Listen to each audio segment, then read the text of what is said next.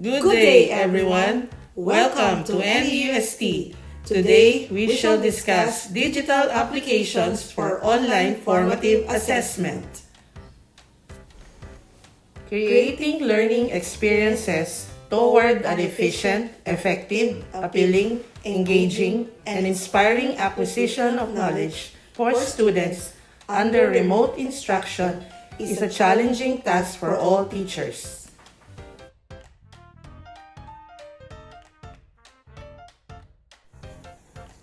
Competent teachers know that to be successful, there must be a close connection between instruction and assessment. This is to achieve an effective classroom instruction.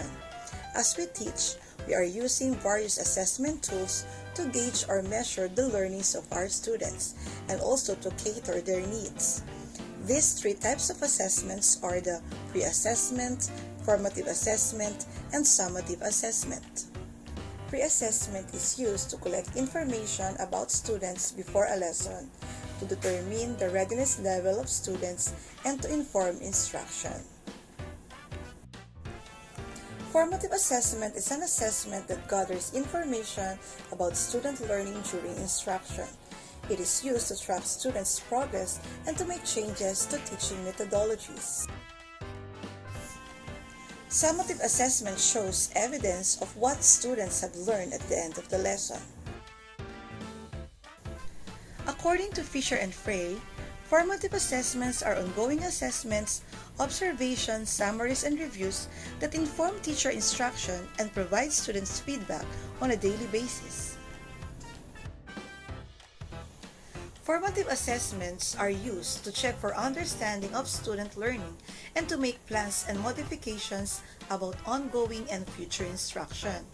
The objective of formative assessment is basically to close the gap between current and desired performance. The feedback can be used by teachers to improve their teaching strategies and for students to improve their academic performance in school. Formative assessment is more diagnostic than evaluative.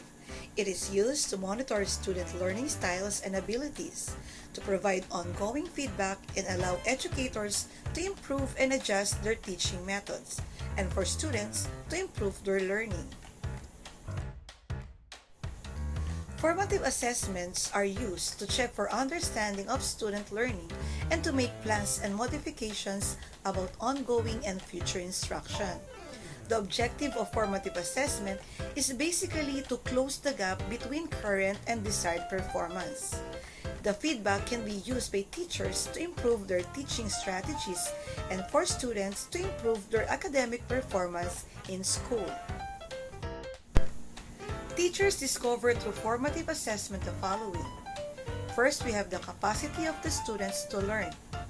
We all know that students differ a lot in their motivation, prior knowledge, and skills, learning styles, multiple intelligences, interests, and backgrounds. To tap each student's potential, teachers need to value each student as an individual capable of making progress. Next, we have stock knowledge of students. It is important for the teachers to figure out what the students really know. From this point, an appropriate strategy may be applied to improve students' performance. Third, we have needed information and skills that need to be learned. Teachers may provide additional learning opportunities for their students to enhance their knowledge and skills by providing meaningful learning materials and hands-on activities. And lastly, effectiveness of the learning opportunities they provide for students.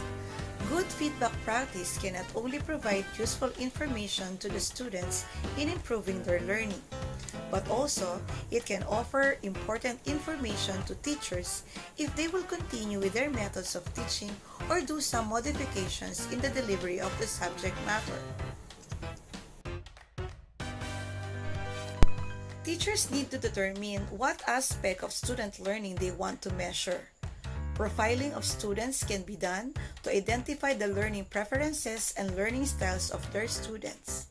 Formative assessment strategies can be administered to students individually, in groups, or in a class. Teachers should not rely on one type of assessment strategy. A variety of individual and group formative assessment strategies should be used. The assessment information may identify the strengths and weaknesses of the students. In this way, proper instructional assistance may be given to them by their teachers.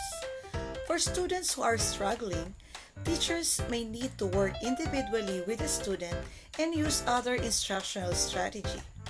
Students who have appeared to master the concepts may need to be further assessed or provided with other learning opportunities. Assessment information helps students develop a stronger understanding of their own academic strengths and weaknesses. This can help them take greater responsibility over their new learning and academic progress. When students know what they do well and what they need to work harder on. The information provided by formative assessment strategies can also be used to help students reflect on current learning goals or set new goals.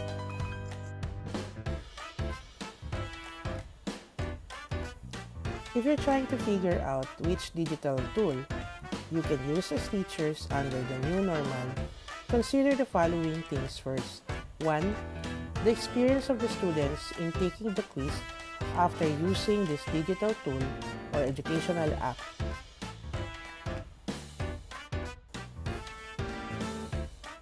Another factor to consider is the availability of real-time scoreboard. Remember, we are catering Generation Z and Alpha generation, and they are visual, highly visual. So we have to consider whether this digital tool provides for the functionality of being able to insert or integrate pictures from your photo library or from downloaded from Google, and if there are also other options like memes or sounds or music, and if the digital tool is highly gamified, where we can really engage our students and sustain their interest even in taking this formative assessment. Another factor to consider is the availability of various types of questions that you can ask your students.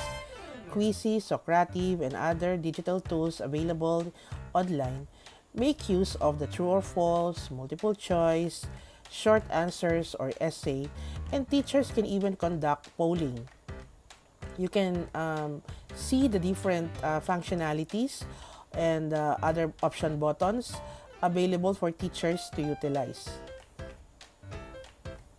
Another factor is if the teachers can easily download the reports showing the results of the test that was administered. This can provide meaningful data for teachers to keep track of the students' growth and progress.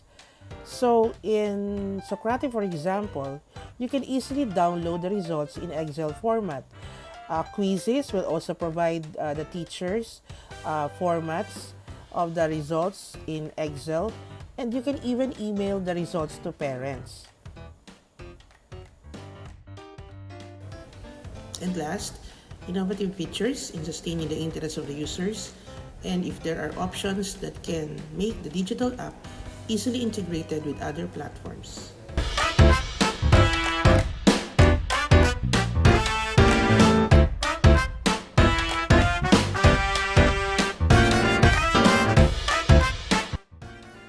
So how do we assess learning under the new normal using digital tools or apps? To meet the learning needs of our students, they should recognize and value the learning process, not just the outcomes.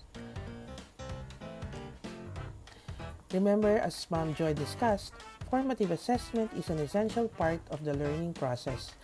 Under the new normal, we need to explore these digital tools that can help support this process. So how do we use Socrative Teacher? First, in your smartphones, you can get the app by downloading Socrative Teacher.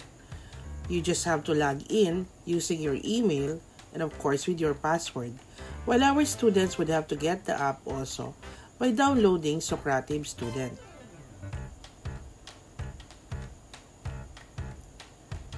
So we have to sign in order to create an account using our email address.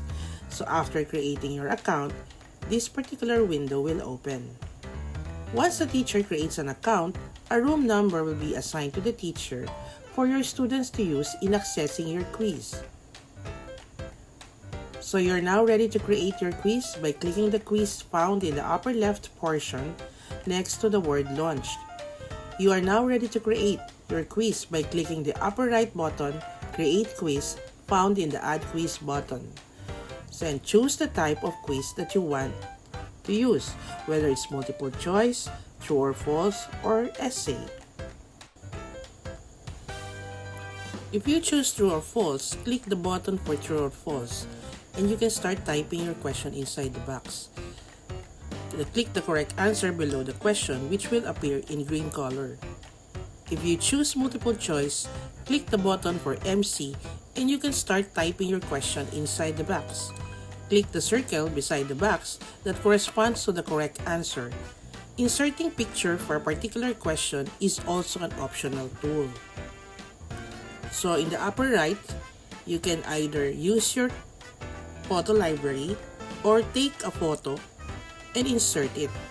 So once you've done encoding your questions, save the questions by clicking the Save and Exit.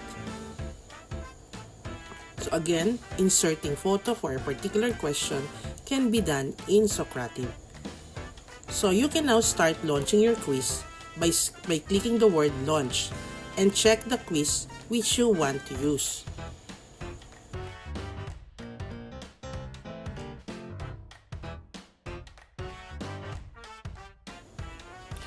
Delivery methods and settings are available for teachers to click and utilize. These give you the instant feedback where you require students to enter their names, where the teachers can shuffle the questions and answer, and show questions feedback, and even show the final scores to students. The results can be seen while the quiz is ongoing, and when the quiz time is over, the teacher has to click the Finish button to end the quiz. Under the Report button, you can access the result of the quiz. Place a check in the box that corresponds to the quiz you administered, and you can download the result in Excel format. Another useful tool to explore where teachers can create their own quiz or discover and utilize millions of teacher-created quizzes in various fields of specialization is known as quizzes. In quizzes, students always see the question on their own screen. Quizzes is a game-style online tool that allows teachers to conduct student-based formative assessment. So you have to go to www.quizzes.com and hit Get Started. There are two options available for teachers, either you search or create your quiz. If you decide to create your own quiz, select the Create button, then Sign Up button.